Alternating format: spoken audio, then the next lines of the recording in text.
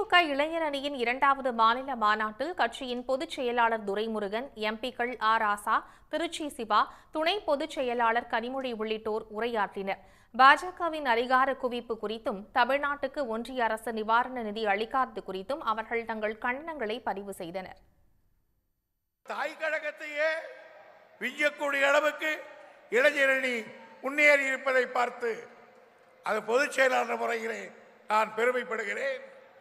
இங்கே பேசியவர்கள் எல்லோரும் சொன்னதை போல் 50 ஆண்டு காலம் கலைஞர் அவர்கள் 100 ஆண்டு வயது கொண்ட திராவிட இயக்கத்தில் 50 ஆண்டு காலம் தலைவராக இருந்தார் கலைஞர் அவர்கள். 50 ஆண்டு காலம் இந்த இயக்கத்தை நடத்தினார். அதற்கு பிறகு இப்பொழுது நம்முடைய தளபதி அவர்கள் இந்த இயக்கத்தை நடத்தி கொண்டிருக்கிறார்கள். அதற்கு பிறகு நான் ஒரு கணக்கல்ல உரிமையோடு சொல்லுகிறேன், இந்த இயக்கத்தை அடுத்த நூற்றாண்டுக்கு நடத்தி செல்லுகிற ஆற்றல் உதயநிதிக்கு உண்டு என்பதை அவர் புரிவித்து காட்டியிருக்கிறார். சிவாஜியை விட 56 இன்ச்சு இருக்கிற மோடி பெரிய வீரன் அல்ல. சிவாஜியை விட அமித்ஷா பெரிய வீரன் அல்ல. நான் உங்களுக்கு சொல்லுகிறேன், உங்களுக்கான மருந்து இங்கே இருக்கிறது.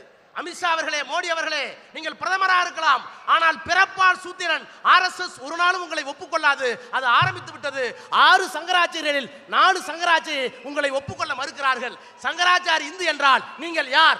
அந்த இந்து என்கிற பெயரால் எங்களை ஏமாற்ற வேண்டாம். நாங்கள் எல்லோரும் இந்துக்கள் தான். சட்டப்படி அண்ணன் துரைமுருகன் இந்து, ஆனால் வன்னியர் என்று சொன்னீர்கள். பக்கத்தில் இருக்கிற நேரு இந்து, ரெட்டியார் என்று சொன்னீர்கள். பக்கத்தில் இருக்கிற IP இந்து, தேவர் என்று சொன்னீர்கள். எங்களை சாதியால் பிரித்தீர்கள், ஆனால் மதத்தால் ஒன்றாக விளைக்கிறீர்கள். நாங்கள் ஒன்றாக இருக்க விரும்புகிறோம் சட்டப்படி. ஆனால் நீங்கள் சொல்ற இந்துக்கள் நாங்களாக இருக்க விரும்பவில்லை.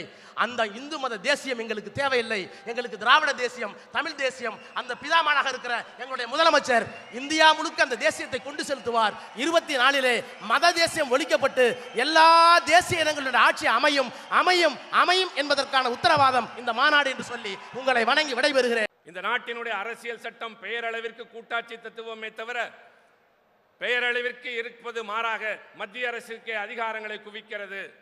அந்த அரசியல் சட்டத்தின் கீழே இயங்குகிற ஒரு மாநிலத்தின் முதலமைச்சராக இருக்கிறேன் என்பதில் மகிழ்ச்சி இல்லை என்றாரே, அதை உணர்ந்து அதே அனுபவத்தின் அடிப்படையில் தான் இன்றைக்கு நம்முடைய தலைவர் அவர்கள் இந்த மாநாட்டிற்கு மாநில உரிமைகள் மீட்பு மாநாடு என்று சொல்லியிருக்கின்றார்.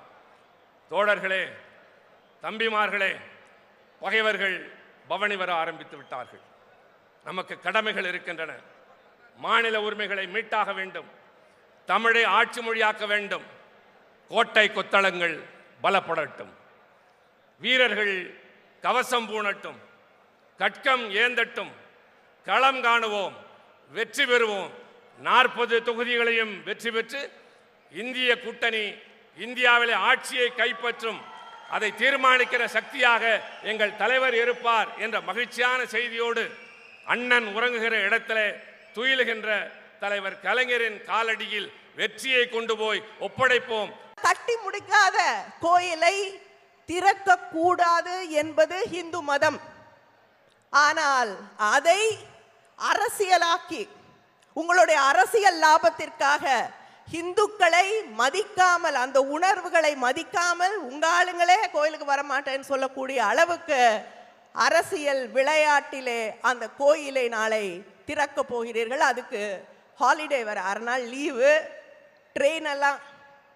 தனியார் ட்ரஸ்ட் திறக்கக்கூடிய கோயிலுக்கு அரசு ரயில்கள் எல்லாம் ஃப்ரீயா விட்டுட்டு இருக்காங்க. இதெல்லாம் நம்ம கேள்வி கேட்கக்கூடாது. கேள்வி கேட்டால் நமக்கு ஐஸ் வைப்பாங்க. ஐஸ்னா என்னன்னா இன்கம் டாக்ஸ், CBI, ED, இது 3 வரும். உடனுக்குடன் செய்திகளை தெரிந்து கொள்ள சன் நியூஸ் பெல் ஐகானை கிளிக் பண்ணுங்க.